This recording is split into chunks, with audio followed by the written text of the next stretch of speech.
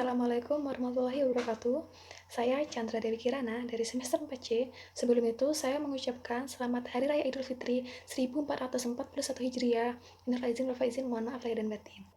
Di video kali ini, saya akan menjelaskan yang ada di pertemuan ke-13, yaitu tentang analisis mangan atau analisis MN. Baik, saya akan menjelaskan satu persatu soal yang sudah ada di sini.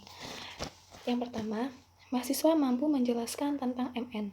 MN atau mangan adalah suatu logam berwarna abu-abu putih yang memiliki unsur reaktif yang dapat dengan mudah menggabungkan dengan ion yang ada di dalam air atau udara.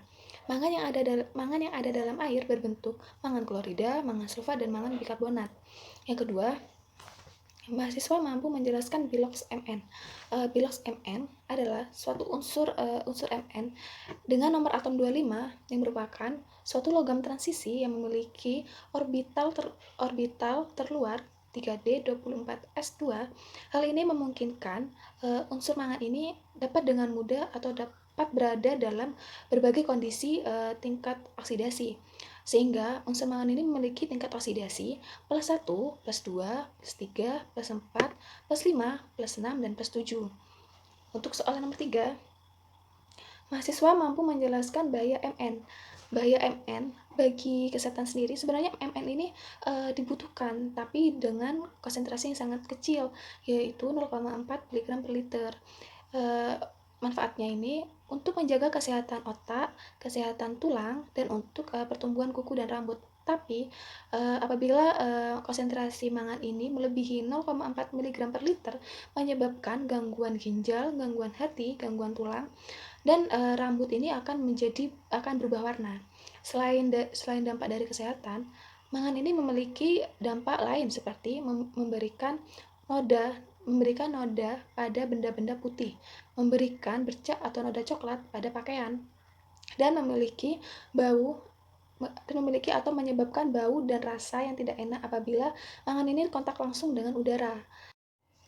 Untuk soal yang keempat, yaitu mahasiswa mampu menjelaskan mengenai analisis analit menggunakan titrasi. Titrasi merupakan suatu metode kimia yang digunakan untuk menentukan konsentrasi suatu larutan dengan cara mereaksikan larutan titran dengan larutan titrat yang telah ditambahkan dengan indikator sehingga menghasilkan titik akhir titrasi atau TAT yang ditandai dengan adanya perubahan warna. Untuk soal nomor 5, yaitu mahasiswa mampu menjelaskan prinsip analisis MN menggunakan metode titrasi.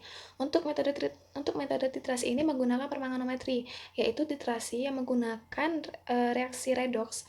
Dalam reaksi ini, MnO4- akan dirubah menjadi Mn2+ dalam suasana asam. Untuk soal yang keenam, yaitu mahasiswa mampu menjelaskan prosedur analisis MN. Untuk prosedurnya yaitu kita siapkan semua alat dan bahan yang akan kita pakai. Kemudian kita siapkan 2 Erlenmeyer. Yang pertama untuk tes atau sampel, yang kedua untuk belangko atau pembanding. Kita lakukan terlebih dahulu untuk tes atau sampel. Kita pipet 25 ml sampel, kemudian tambahkan 3 tetes asam nitrat, kemudian titrasi menggunakan larutan AgNO3 hingga terjadi endapan. Kemudian panaskan, sebelum mendidih tambahkan kurang lebih 1 spatula kristal K2S2O8 atau potasium persulfat. Kemudian setelah mendidih, amati adanya perubahan warnanya. Apabila terjadi perubahan warna violet, mengindikasikan adanya Mn yang positif. Kemudian yang sampel ini kita sisihkan terlebih dahulu dan kita lanjutkan yang Erlenmeyer yang untuk belangko pembanding. Yaitu kita pipet 25 ml belangko atau aquades, kemudian kita pipet 3 tetes asam nitrat.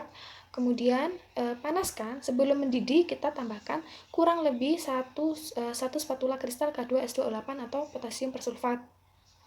Kemudian dengan menggunakan pipet berskala kita teteskan tetes demi tetes menggunakan larutan KMNO4 0,01 atau kalium permanganat 0,01 N sehingga warnanya itu sama dengan kayak Erlenmeyer yang tes.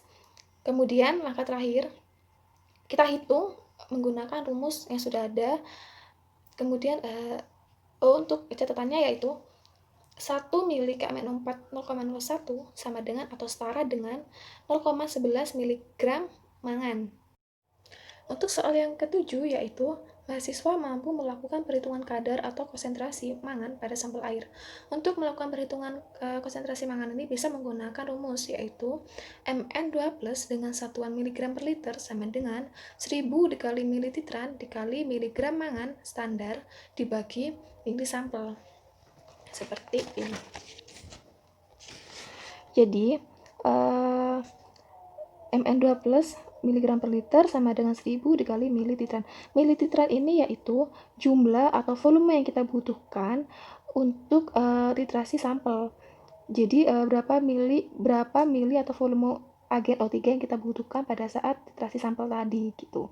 Sedangkan miligram mangan standar. Sebelumnya sudah saya jelaskan bahwa 1 mili KMN4 0,01 N setara atau sama dengan 0,11 miligram mangan. Jadi jika semuanya sudah ditemukan bisa dimasukkan sesuai dengan rumus yang ini. Jika miligram mangan standar ditemukan 2, kita butuhkan 2 mili. Jadi di sini tulisnya yaitu 0,22. Kenapa bisa 0,22? Tinggal dikalikan aja. 2 dikali 0,11 mili tadi.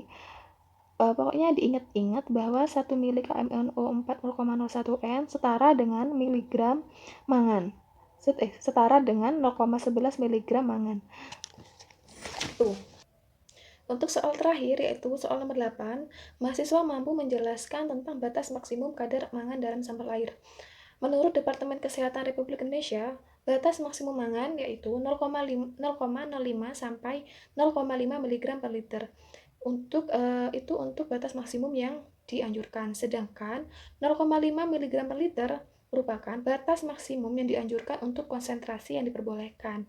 Sekian dari saya. Apabila ada salah kata, mohon maaf. Wassalamualaikum warahmatullahi wabarakatuh.